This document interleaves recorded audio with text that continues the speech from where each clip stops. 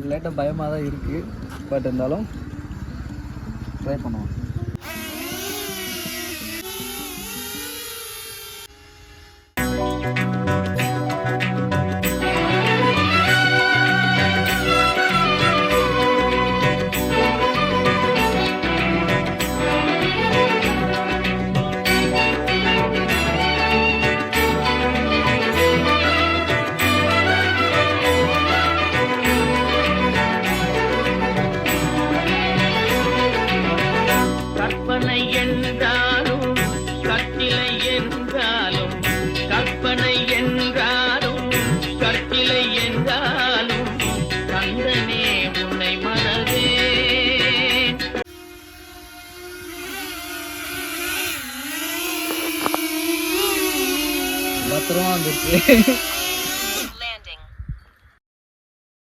Hello guys, எல்லாருக்கும் வணக்கம். நான் உங்கள் கலைசை பேசுகிறேன். இன்றைக்கி நம்ம எங்கே வந்திருக்கோன்னா தென்காசி பக்கத்தில் இருக்க தோரணமலைக்கு தான் வந்திருக்கோம்.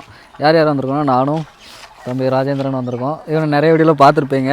லோக்கலில் சுற்றுற வீடியோ இல்லாத வீடியோலையும் இவனும் கூட வருவான். 2 பேரும் தான் சுற்றுவோம். ஸோ இன்றைக்கி வந்து நம்ம அந்த தோரணமலையை வந்து எக்ஸ்ப்ளோர் பண்ண போகிறோம். மலை ஏறணும். சாப்பிட்டு வந்தாச்சு காலையில். டைம் வந்து பார்த்தீங்கன்னா கரெக்டாக 10 மணிக்கு மலை ஏற போகிறோம். வெயில் வந்து இந்த சைடு தான் அடிக்குது. நல்ல வெயில் அடிக்குது. தோரணமலைக்கு உள்ளே வர்றதுக்கு வந்து என்ட்ரன்ஸு பைக்குக்கு வந்து 10 ரூபா சார்ஜ் பண்ணுறாங்க. மற்றபடி காரு வேனுக்கு வந்தாலும் அதுக்கும் சார்ஜ் பண்ணுவாங்க. இங்கே வெளியில் பார்த்தீங்கன்னா பூஜை பொருட்கள் அந்த இதெல்லாம் கடைகள் இருக்குது, மாலை எல்லாமே. பார்க்கிங் வசதி இந்த சைடு இருக்குது. பைக் ஓடுறதுக்கு, கார் ஓடுறதுக்கும் டாய்லெட் ஃபெசிலிட்டியும் இருக்குங்க. இங்கே நேராக பஸ்ஸும் வரும். பஸ்ஸுனால் ஆனால் டயத்துக்கு தான் இருக்குது போல் பஸ்ஸு. இங்கே போட்டிருக்கு பாருங்கள் பஸ் ஸ்டாப்பு.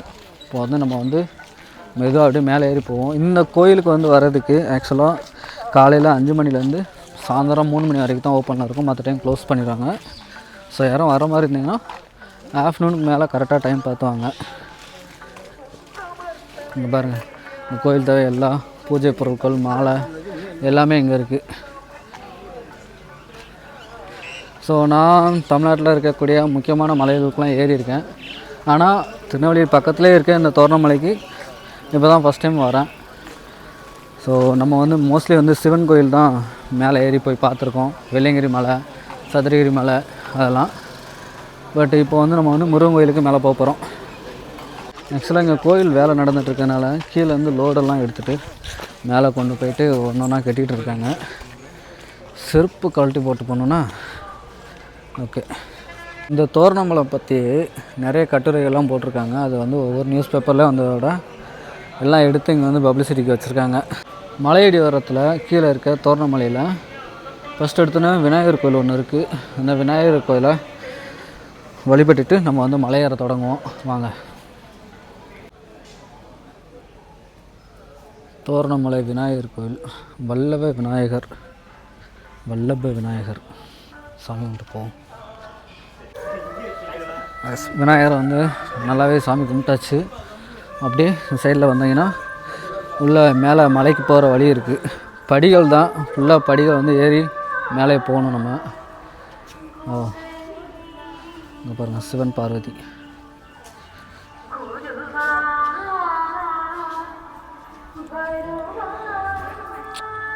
மேலே போகலாங்க.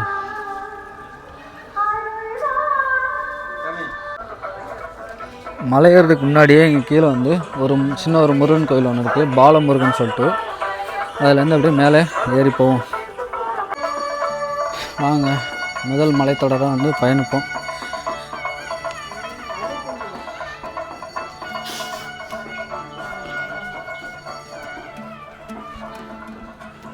இந்த சைடு வந்து இந்த மலையை சுற்றி வர கிரிவல பாதைக்கு உண்டான வழியும் இருக்குது. இந்த சைடு காட்டுப்பாதை வழியாகவும் போயிட்டு வரலாம் நம்ம. இப்போ வந்து நம்ம வந்து மக்களெல்லாம் நடந்து போகக்கூடிய இந்த படிப்பாதையில் தான் போகிறோம். போகிற வழியெல்லாம் பார்த்தீங்கன்னா ஃபுல்லாகவே நல்லா படிகள் கட்டி வச்சுருக்குறாங்க. அப்புறம் வந்து ஃபுல்லாக மரங்களாக வந்து நல்ல நிழலுக்கு இருக்குது. ஸோ எவ்வளோ வெயிலில் வந்தாலும் அழகாக வந்து இந்த நிழலில் வந்து மெதுவாக போயிட்டு வரலாம். இப்போ நான் நார்மலாக பேசுகிறேன்னு மேலே போக பாருங்கள், என்னோடய வாய்ஸே வேறு மாதிரி ஆகிரும். இதில் இந்த டிஃப்ரென்ஸ் இருக்குது பாருங்கள். ஃபஸ்ட்டு வந்து படிகளே எதுவும் இல்லாமல் மரம் அந்த பாதை இருந்திருக்கு. இப்போ வந்து படிகள்லாம் ரெடி பண்ணி வச்சுருந்த பாதையெல்லாம் இருக்குது.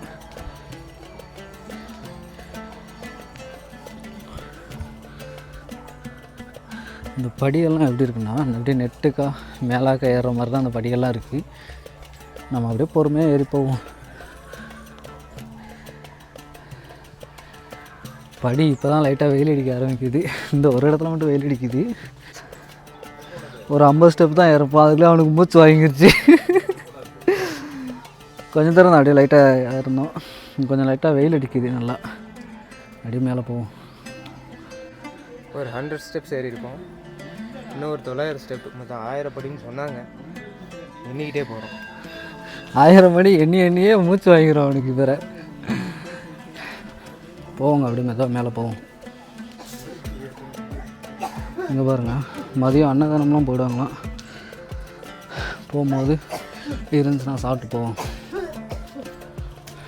படிக்கட்டு அப்படியே வளைஞ்சு போகுது மேலே மேலே.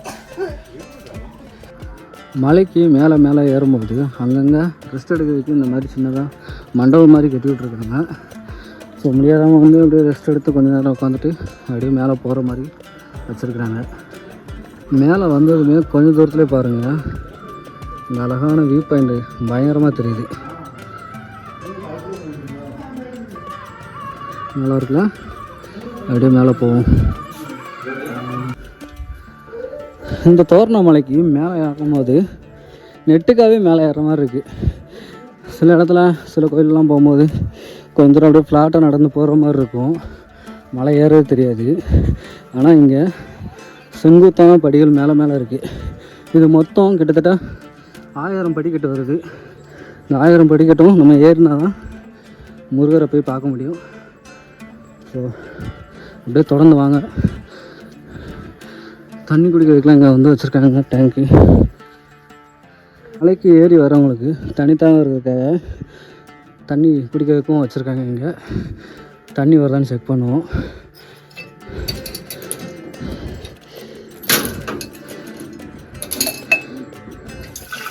தண்ணி வருதுங்க.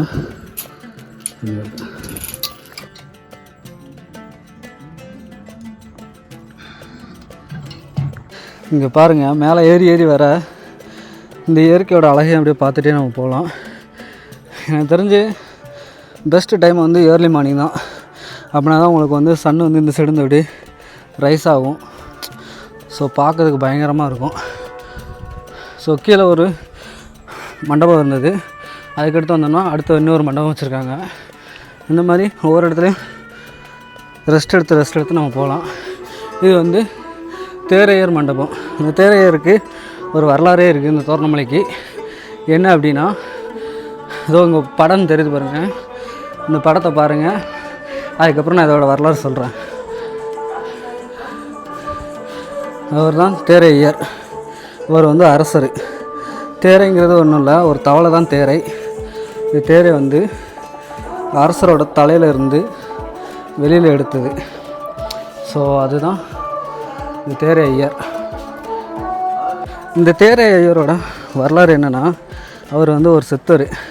அவர் என்ன பண்ணாருன்னா, இங்கே உள்ள அரசருக்கு வந்து தலையில் வந்து ஒரு தேரை வந்து இருந்திருக்கு.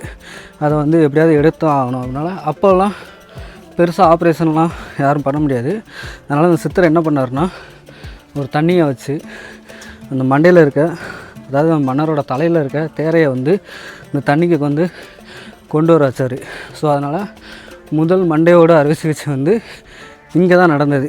ஸோ அதனால தான் அந்த தேரை ஐயர் அப்படிங்கிற பேரும் வந்துச்சு அவருக்கு.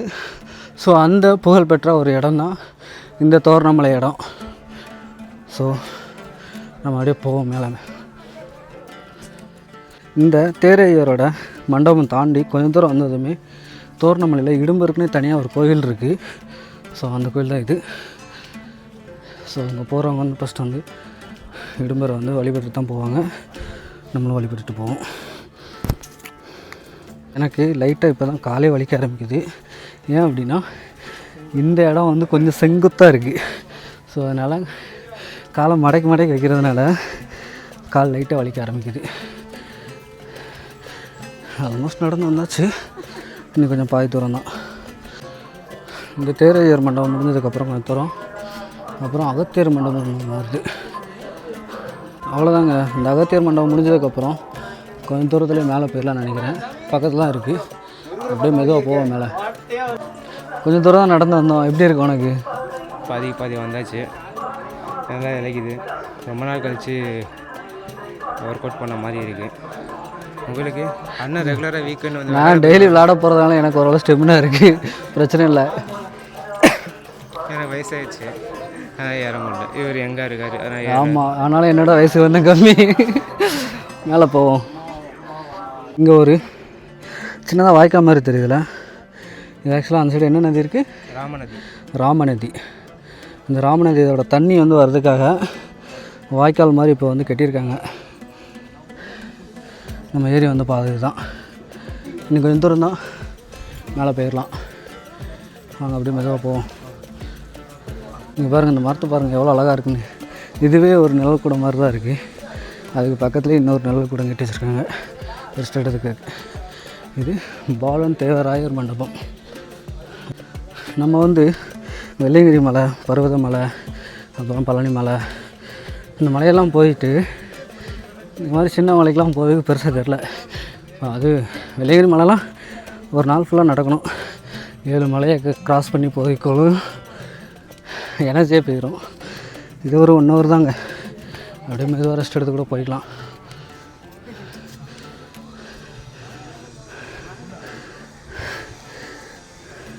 அவ்வளோதாங்க, கொஞ்சம் தூரம் நடந்து வந்ததும் ஔவையார் மண்டபம் வந்துருச்சு. இதுலேருந்து கொஞ்சம் தூரம் தான். மேலேங்க புதுசாக நிறைய விஷயங்கள் கட்டிகிட்ருக்காங்க. என்னென்ன மேலே போய் பார்ப்போம். கீழே இங்கே ஒரு சொனம் இருக்குங்க. இங்கேயும் போயிட்டு சாமி விட்டுருக்காங்க. போகிற வழி எந்த வழின்னு தெரியலையே. வழி எப்படி இருக்குது? கீழே ஓடி போகணுமோ? அந்த சைடு போகிற வழி இல்லை, கீழே ஓடி வர மாதிரி தான் இருக்குது. சரிவா, அப்படியே மேலே போவோம். அவ்வளோதாங்க, வந்தாச்சு ஆல்மோஸ்ட்.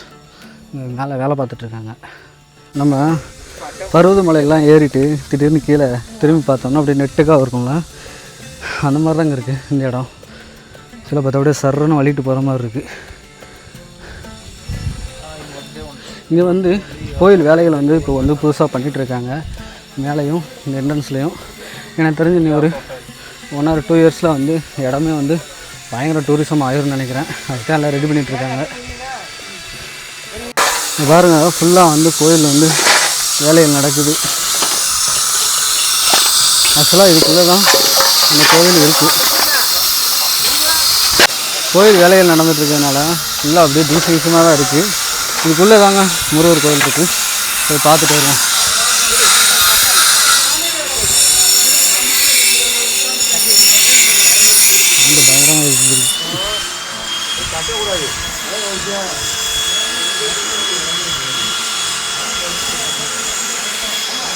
சாமி கேட்டு தரும்.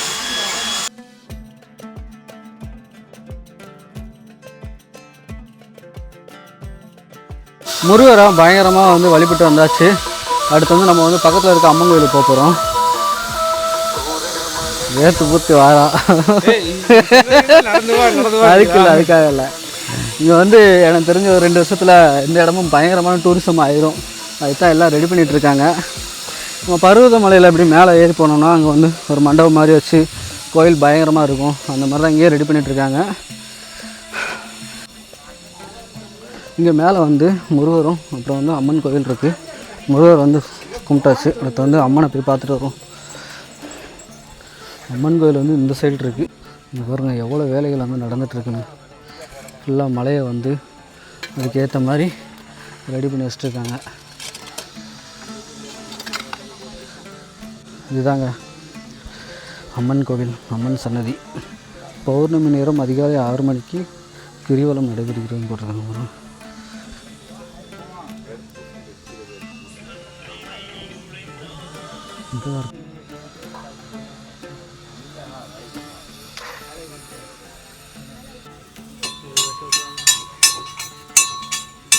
அருமையான பயணத்தை முடித்தாச்சு. ஸோ முருகரையும் பார்த்தாச்சு, அம்மன் கோயிலையும் பார்த்தாச்சு.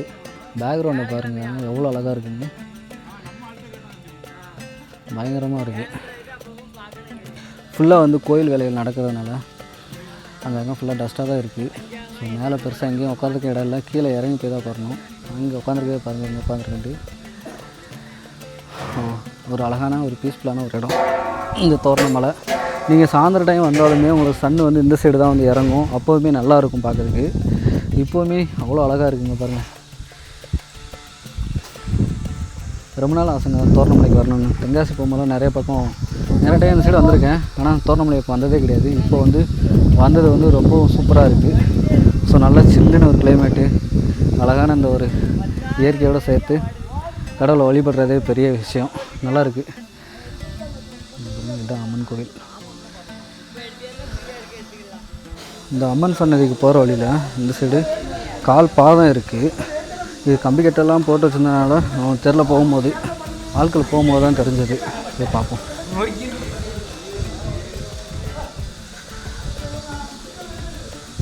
இதில் இருக்கு பாருங்கள், இந்த இடம் தான் கால் பாதம். சந்தனம் வச்சுருக்காங்களா அது.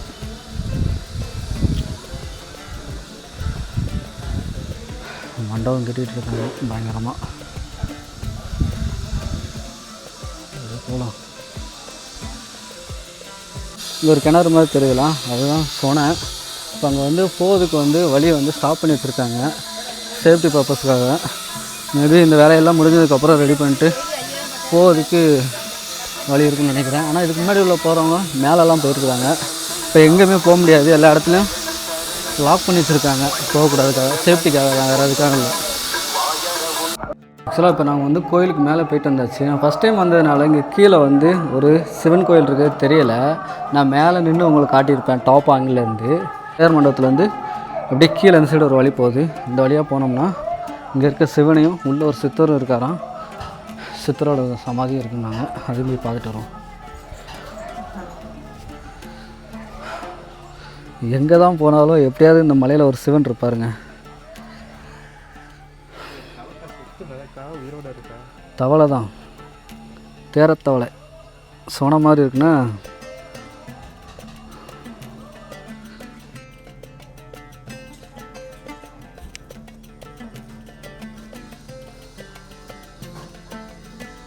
இந்த சிவன் கோயிலேருந்து அப்படியே கீழே லைட்டாக சின்னதாக ஒரு பாதை போகுது. இந்த பாதை வழியாக போனால் இங்கே ஒரு சித்தர் வந்து சித்தரோட நினைவோட இருக்குன்னாங்க. அதையும் போய் பார்த்துட்டு அப்படியே போவோம். நிறைய இடங்களில் இந்த மாதிரி படிக்கட்டுகள் வந்து நடுவில் மரங்களாக இருக்குது. அந்த மரத்தெல்லாம் எடுக்காமல் அதையும் வந்து அப்படியே வச்சுருக்கிறது ரொம்ப அழகாக இருக்குது. ஏன்னா சில இடத்துலலாம் அந்த மரத்தை எடுத்துருவாங்க. இது நடக்கும்போது கொஞ்சம் நிழலும் கொடுக்குமா. ஸோ நடந்து போகிறவங்களுக்கும் நல்லாவே இருக்கும். இங்கே பாருங்கள், சென்டரில் பாறை இருக்குது. இந்த பாறைக்கு இந்த சைடும் பாதை போகிற மாதிரி வச்சுருக்காங்க. நல்லா இருக்குல்ல?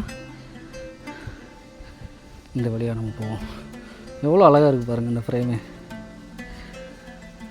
இயற்கை தாங்க, அவ்வளோ அழகு. மேலே போவோம். இந்த பாறையை பாருங்கள் எவ்வளோ சாய்வாக இருக்குங்க. அதுக்குள்ளே ஓடி பாதை போட்டு வச்சுருக்காங்க. இங்கே வந்து இப்போ வந்து புதுசாக வந்து இந்த சித்தருக்கு வந்து ஒரு கோவில் கட்டி வச்சுருக்காங்க. இதுக்கு பின்னாடி தான் இந்த சித்தரோட நினைவிடம் இருக்குது. அதாவது நம்ம இப்போ பார்க்க போகிறோம். வாங்க.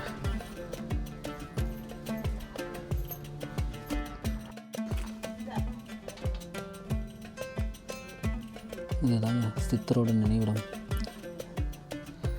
மலை அடிவாரத்தில் உள்ள ஒரு இடத்துல வச்சுருக்காங்க பின்னாடி.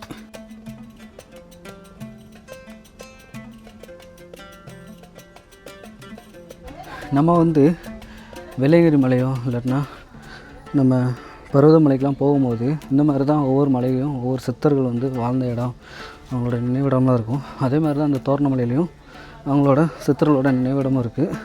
ஸோ மறக்காமல் இந்த சைடு முருகரை பார்க்க வரும்போதும் இந்த சித்தரை வந்து வழிபட்டு போங்க. ஏன்னா சித்தர்கள் வந்து அவ்வளோ சக்தி வாய்ந்தவங்க.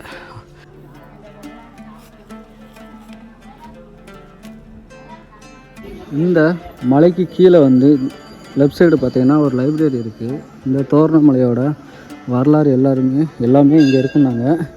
நாங்கள் ஒவ்வொருத்தவங்கள்ட்ட யார்ட்டையாவது கெஸ்ட்டு கேட்கலான்னு பார்த்தா அவங்க என்ன சொன்னாங்கன்னா, கீழே லைப்ரரி இருக்குது, அங்கே போய்ட்டு நீங்கள் புக்ஸ் எடுத்து படிச்சிங்கன்னா உங்களுக்கு ஹிஸ்ட்ரி தெரியும்னாங்க.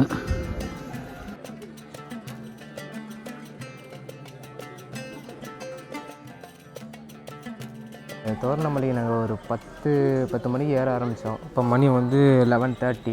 கரெக்டாக 1.5 மணி நேரம் இறங்கியிருக்கோம். இதில் என்னென்னா டோட்டல் 1000 ஸ்டெப்ஸு. நாங்கள் வந்து இப்போ ஆக்சுவலாக நான் ஏறுறப்போ நான் ஒரு 6 மந்த்துக்கு அப்புறம் இப்போ தான் வந்து ஹில்ஸே ஏறுறேன். அப்படிங்கிறப்போ எனக்கு ஒரு இந்த 50-100 ஸ்டெப்லேயும் வந்து ஸ்டார்டிங்லேயும் வந்து எனர்ஜி லாஸ் ஆக ஆரம்பிச்சிருச்சு. ஸோ ஆஃப்டர் தட் நாங்கள் ஏற ஏற ஏற ஓகே ஓரளவுக்கு ஓகே ஆயிடுச்சு. வெள்ளையங்கிரி மலைலாம் இப்போ வந்து நாங்கள் ஏறிட்டு வரோம், எந்த மலை ஏறினாலும் வெள்ளையங்கிரி மலை வந்து வரல அப்படின்னு சொல்லி பேசிட்டு இருந்தார். இது வந்து சின்ன மலை, இது மலை கிடையாது குன்று. இது பதிவு நான் பண்ணிக்கிறேன், இது மலை கிடையாது குன்று. தேங்க்யூ. அவ்வளோதாங்க, ஏறி இறங்கியாச்சு கோயிலுக்கு போயிட்டு. ஸோ கிட்டத்தட்ட ஒரு 1.5 மணி நேரம் மெதுவாக ஏறி பொறுமையாக சாமி கும்பிட்டு வரதுக்கு 1.5 மணி நேரம் ஆயிடுச்சு. ஸோ இந்த வீடியோ நான் இதோட முடிச்சுக்கிறேன். இந்த வீடியோ உங்களுக்கு ரொம்ப பிடிக்கும்னு நினைக்கிறேன். உங்கள் ஃப்ரெண்ட்ஸுக்கு ஃபேமிலிக்கெலாம் ஷேர் பண்ணுங்கள். ஒரு அழகான ஒரு தோரணமலை மலைப்பயணம் ஏறி இறங்கியாச்சு.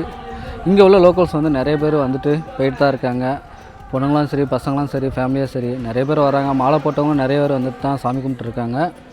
ஸோ நீங்கள் இந்த சைடில் இருந்தீங்கன்னா, தோரணமலை இது வரைக்கும் பார்க்காம இருந்தீங்கன்னா மறக்காமல் இந்த வீடியோ பாருங்கள். பார்த்துட்டு நேரில் வந்து விசிட் பண்ணி பாருங்கள், நல்லாயிருக்கும். ஸோ இந்த வீடியோ இதோட முடிச்சுக்கிறேன். Bye bye.